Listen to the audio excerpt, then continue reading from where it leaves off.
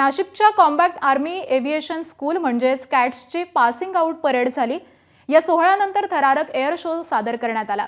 सोहळा लष्कराच्या गांधीनगर हवाई दलावरती संपन्न झाला। कॅट्सची ही 45वी तुकडी आहे, तर वैमानिकाच्या 9 महिन्यांच्या खडतर प्रशिक्षणानंतर त्यांचा दीक्षांत समारंभ संपन्न होत असतो। मुख्य हेलिकॉप्टर वैमानिक, प्रशिक्षक आणि रिमोट एअरक्राफ्ट वैमानिक या 3 अभ्यासक्रमाच्या प्रशिक्षणार्थींचा आजच्या कार्यक्रमामध्ये सन्मान केला जाणार आहे आणि यानंतर युद्धभूमीचा थरार रंगणार आहे। हेलिकॉप्टरचे चित्तथरारक प्रात्यक्षिक सादर होणार आहे आणि तीच ही दृश्य आपण नाशिकमधून पाहतो।